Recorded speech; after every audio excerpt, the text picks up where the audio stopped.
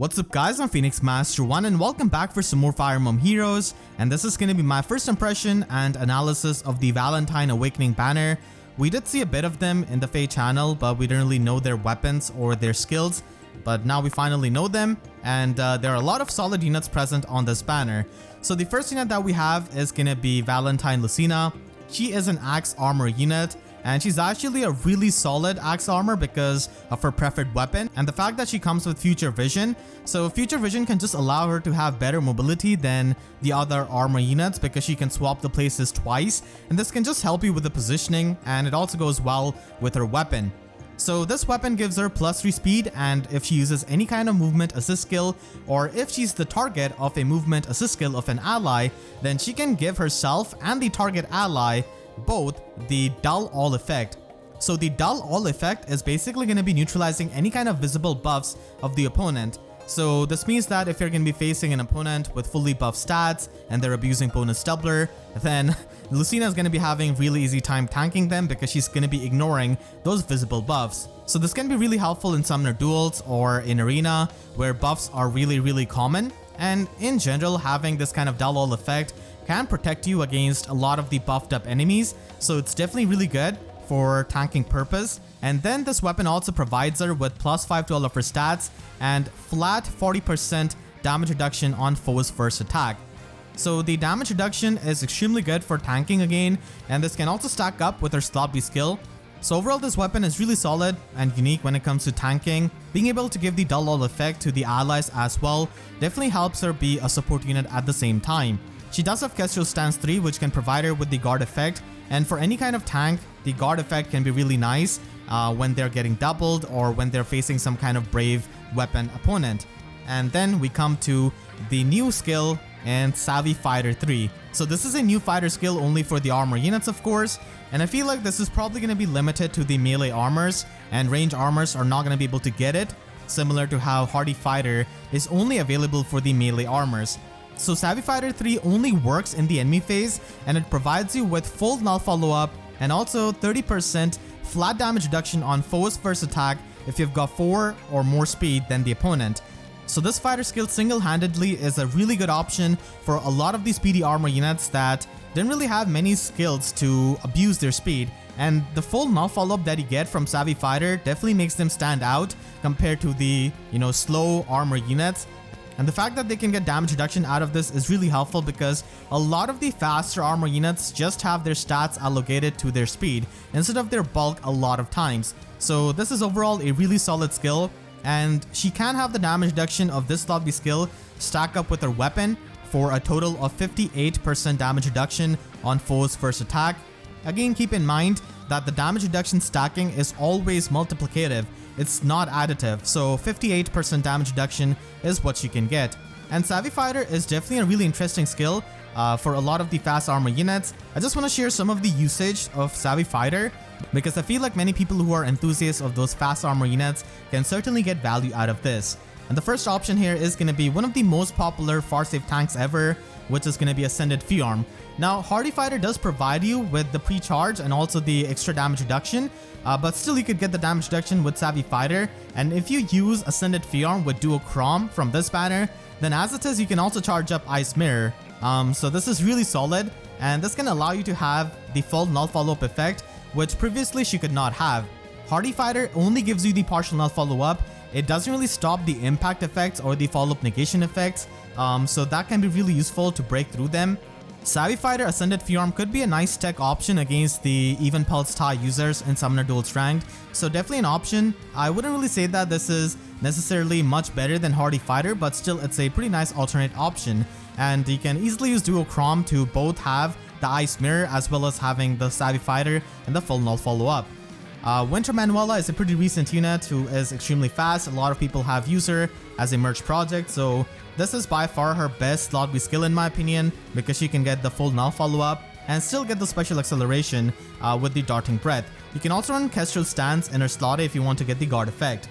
We also have Legendary Tiki who did get a weapon refine, and having extra effects on Tiki can definitely help her. But keep in mind that even though you have the damage reduction here, you're still susceptible to Deadeye and Lethality, so you of course have to watch out for that. And Hardy Fighter Tiki is something that I've seen, but With Hardy Fighter, you cannot really use the offensive specials, but Savvy Fighter provides you with some damage reduction and also lets you use the damaging special. So Legend Tiki can definitely make use of this and be a much better tanking unit. Amelia, Black Knight are the OG fast armor units, and they're of course going to be a fantastic user of this. And this is where Amelia can really shine with her high speed and her Resplendent. Winter Hilda is also really popular, and she can be a good option as well. The main slotty options here are going to be Kestrel Stance, Attack Speed Unity, and Attack Speed Bond 4. Either you get the way of dealing with debuffs or you get the guard effect. And some premium units here like Winter Sothis, Picnic Felicia if you got the Pharma Soul can also be a good option here, and Valentine Ike is not really seen all that much, but still he can abuse this because of having that high speed. Now when it comes to Lucina herself, I think she's going to be a really fantastic unit, and using these kinds of fast armor units can pretty much let you deal with stuff like Brave Erica, who has got the partial null follow-up and can just destroy a lot of the near save armor units. And there's also, Brave Alm with his weapon refine. So the faster save armor units can basically have a better matchup against those kinds of tank buster units, and Valentine Lucina is pretty much going to be that. She gets the guard effect, she has got a lot of damage reduction, she has got full null follow-up, and she also gets the dull all effect. So she has a lot of the things which a tank wants, and she can function as a superb near save tank, and she's definitely going to be really fast because of course she has got this kind of base kit. I definitely expect her to have a stat spread similar to Winter Manuela, but having even better stat spread because she's a premium unit and Manuela was a 4-star focus. So this is something which I'm expecting out of her, which is on the similar line of Manuela, and she's overall going to be a really solid unit. She's like the Valentine Gustav but faster. She also gets the damage reduction on the first attack, but she actually has the null follow-up here to prevent the follow-up attacks, and she also has that speed. So she can pretty much stop the follow-up attacks and be a lot more bulky and have better longevity by abusing the speed stat of hers. And of course the Savvy Fighter. The next unit that we have is Valentine Female Robin. So we also saw her in the FEH channel, but we didn't really know her weapon or her skills. And this weapon is super interesting because she's the first colorless armor mage, and being colorless is really good for tanking because you've got neutral matchup all across the board unless you're facing something like Raven Tomes, which are not really all that common, but still you're going to be having better matchup against most of the units where you have neutral matchup. And her weapon is super unique with how it functions, and it's really fun. So it can give her -1 special cooldown, and she can get the effects based on the number of different movement types present on your team. If you've got 1 or more movement types, then she can get -5 attack, defense, and resistance debuff on foe within 3 spaces of her. And this kind of debuff is similar to a rain skill, so even the other allies of this can benefit from this kind of debuff of Female Robin. And this makes it so that if you're going to be using her with a near save unit, then that near save unit is also going to be enjoying these debuffs. So she can be a fantastic unit in a save ball team. If you've got 2 or more movement types in her team, then she can get 30% damage reduction on foe's first attack. So this is again really good for tanking. And if you've got 3 or more movement types on the team, then she can get 5 HP healing per hit, and the allies within 3 spaces of her can also get this effect and heal themselves. So she doesn't really have to run Mystic Boost for the healing, as she can get the healing in the combat itself. I guess you could still run Mystic Boost if you want to have more healing, but again, like I said, if you run a near save armor unit with her, not only they're going to be enjoying the debuffs that she provides, but they're also going to be able to get the healing. So that is just really fantastic. And it's pretty easy to have this kind of team, especially in Aether Raids offense where save balls are used, because we've got Regan as the Cavalier, we've got the Flying Fairies as the flying units here, we have infantry mythics like Ash and Ashera, so it's pretty easy to have the movement types incorporated on your team. Even in Summoner duels, it shouldn't be the hardest to have all of these effects active at the same time. I mean, it does take a bit of team building and it might be restricting in some cases, but still, it's not the hardest thing to do and have a bit of movement variety on your team, which as it is, teams do like to have. So she's got Iceberg, which becomes a 2-turn special, and then she's got Attack, Defense, Far Save, which is a new variant of the Far Save skill. So this is going to be giving her more defense, which is going to be helpful in the physical matchups. So here she's going to be nuking this blue mage, and I definitely expect her to be really slow because she's got even follow-up here. So I think that the fact that she's not getting doubled is because of even follow-up here, like we saw in the FEH channel. So I think that she's going to be a better Henriette, basically having better matchups because of being colorless, just having a much better weapon, And then also having the rain effect within 3 spaces of her, so she can actually support your allies as well with those debuffs. So definitely appears to be a very solid far save armor unit. I would personally say that she's pretty much the best ranged far save armor unit. There are definitely units like Ascended Fiorm and Brave Hector who are really good far saves, but even then, I don't think Valentine Female Robin is too bad when it comes to being ranged. And there's also the fact that she is a mage, so she's immune to the wind sweep effects. If you face something like a null follow wind sweep unit, Valentine Robin is not really affected by that. Even as a one-off copy, she can be a really good far save unit. And then we've got Owain as the 4-star focus unit of this banner. So his stats are already out because we did see them in the FEH channel. He's a Lance Cavalry unit, so it's extremely competitive. And he does have decent stat spread if you want to use him. He's definitely viable with that, but again, he doesn't have a preferred weapon. There's stuff like Brave Erica, but still, with his 38 base attack and 42 base speed, he can definitely function, and he's probably going to have a super boon in one of them, hopefully.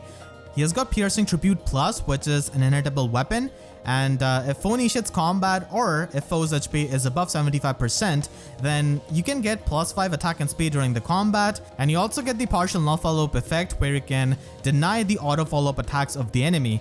So I wish this weapon actually had the other part of the null follow-up where it could deny the follow-up negation, so that way, units like these could run wind sweep in their slot B. I know it's not really too unique, but still, that would be something. But this weapon could be helpful if you're trying to be like a speedy tank with a lance unit, because you get the extra speed and you also get the partial null follow-up, which can stop the auto follow-ups of the enemy. So pretty interesting inhittable weapon for sure, but I think we have a lot of other good inhittable lances as it is. We also have Blue Flame available on him, and this is a high scoring special for Arena, so definitely a pretty nice thing if you're trying to have a low cooldown but a high scoring special for Arena, and it's fantastic that it's available on a 4-star focus unit. And then he has got Attack Speed Bond and Wings of Mercy, which is available on other units, but still it's a useful fodder. So he takes out the Sword Fighter, and these are his stats, definitely speedy and offensive. And then we move on to the star of this banner, Duo Chrom. So he is essentially a better legendary Chrom who's red this time. So he's a red infantry archer, and he has got a really stacked weapon. So Destiny Bow can pretty much give him -1 special cooldown, and it also has effective damage against flying units and armored units, just like legendary Chrom. So he can definitely serve as a pretty nice check to Ascended Fiorm, but I'll probably have to run some calcs to see how well he does against Ascended Fiorm with Ice Mirror charged up, because even though he has got Deadeye doesn't really pierce through stuff like Ice Mirror, these specials. So if a movement assist skill is used on Chrom, or if he uses one himself during turns 1 through 4, then he can provide -1 special cooldown to himself and the target ally, and this could only be done once per turn. So you're essentially having this kind of special charge just by using a movement assist, and that is incredibly good because you can charge up specials of any kind of unit, flying, cavalry, armor, all of those units which do not have access to time pulse or infantry pulse. So this can be really helpful, and as it is, he has a -1 special cooldown weapon, he's got time pulse, so he can have a pre-charged Deadeye if he uses the effect of this weapon with 2 Change Fate. And if he initiates combat or if he's within 2 spaces of an ally, then he can get +5 to all of his stats and also gets a guaranteed follow-up attack. So legendary Chrom had to stack up speed to double attack, but this version of Chrom doesn't really have to do that. He's got 2 Change Fate, the exact skill which legendary Chrom has got, and this does have 500 SP scoring. So this means that Duo Chrom is going to be able to score the same as Duo Dagger. So essentially he is a 200 BST arena unit, and that is extremely good for scoring purpose, which also means that you're going to be seeing Duo Chrom a lot in arena because he's extremely powerful, and he also provides support with 2 Change Fate, and he also scores extremely well, pretty much the highest scoring unit in the game along with Duo Dagger, so very solid in that regard. And then we've got Deadeye on him. Like I said, this could be pre-charged because as it is going to be 1 cooldown with his weapon and time pulse, and then he can just charge it up with his weapon. He's got Close Salvo, which is the close variant of Distant Pressure, but on the attack. So he can get the close counter effect basically, and he can retaliate back to melee opponents. And he also gets +5 attack during the combat in both phases as long as he's above 25% HP.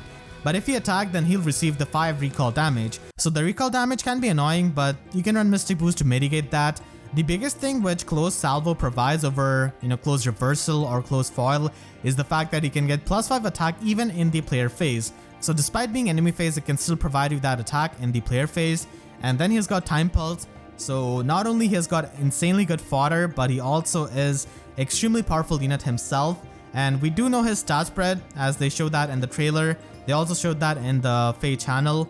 So he has got absurdly high base attack at base 44. And he's probably gonna have a super boon in it, most likely.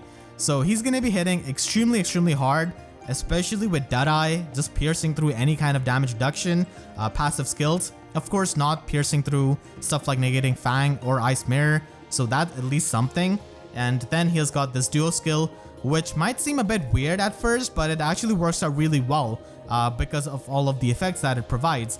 So this duo skill can provide -5 debuffs to Chrom and any of his allies within 2 spaces of him, and then it also provides them with the Grand Strategy status. So Grand Strategy is basically the unity effect, and this works really well with each other because you're going to be giving the Spectrum debuffs to yourself, and then you get Spectrum Unity as well. So you just abuse that effect, and if you get debuffed even more with like a panic effect or something like that, then you get even more stats. So this actually works out really well in practice, and this can be definitely a really good thing in Summoner duels, especially if you run Unity skills. This is going to be stacking up with the existing Unity skills. This duo skill, if it wasn't enough, also provides the follow-up negation to Duo Chrom himself, so he becomes extremely good tank who has got auto follow-up, who has got follow-up negation, and then he also has extremely good firepower. So Duo Chrom, in my opinion, is absolutely a meta influential unit when it comes to Arena, of course, for scoring purpose in Summoner duels, because even against even pulse tie opponents, you can just charge up your specials with his weapon, and you don't really have to run infantry pulse, units, dancers for charging up the specials of your different units. Like I showed you with the example of Ascended Fjorm with Savvy Fighter, you can still charge up her Ice Mirror with this Duo Chrom and his weapon. And he's also going to be useful in Aether Raids offense, where he can pretty much charge up Gale Force of your units or maybe your nukes so that he can have a pre-charge lethality, for example, with something like Yurei. So he always is going to be having usage in all of the game modes. He's also going to be a really useful unit in Aether Raids defense because of his firepower and his red color. And he can also provide support with 2 Change Fate and charge up the specials of your allies. And this also works even if you're facing against Elimine and if he's affected by False Start, because 2 Change Fate and his weapon's condition is not at start of combat. He can still provide the special acceleration to the allies if you set up right, because Elimine can actually stop the time pulses of your allies as well if she hits them with the False Start. So this can definitely be pretty helpful in that regard, and like his stat spread, his kit, his weapon is just really perfect.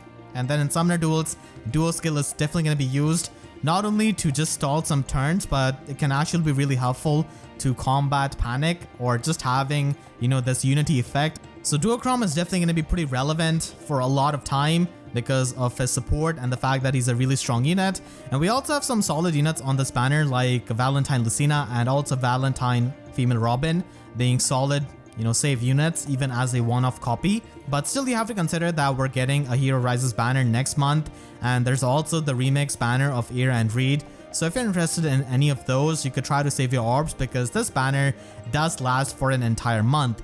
And we of course have Valentine Lissa here. We do know her stats, her skills, and her weapon, pretty much everything except for her super boons and super banes. So she is basically the first staff armor unit that we've got, and that makes her very unique. She's really bulky with her stat spread, and she's also slow at the same time. Doesn't have the highest attack, but still it can be worked out. And her weapon, Staff of Tribute, is really unique weapon because it can provide her with +6 defense and resistance during the combat if she's within 3 spaces of an ally, and it can also restore 7 HP to herself and the allies within 3 spaces after the combat. But still, a healer like her still has limited options because of being a healer and missing out on a lot of skills. And when it comes to her skills, she has got Defense Res Ideal 3 and Resistance Opening. I'll definitely cover her in depth, in a couple of days as we get her. Let me know what you think about this Valentine banner in the comments, and if you enjoyed, then make sure to leave a like and a comment, helps me tremendously. And if you really enjoyed, you could always support me directly by using Super Thanks or by becoming a YouTube member. And for more FEH videos, make sure to subscribe and hit the notification bell because YouTube sub boxes are about as functional as green units against duo Chrom. So with that said, I'll see you guys next time. Thank you so much for watching and have a great day.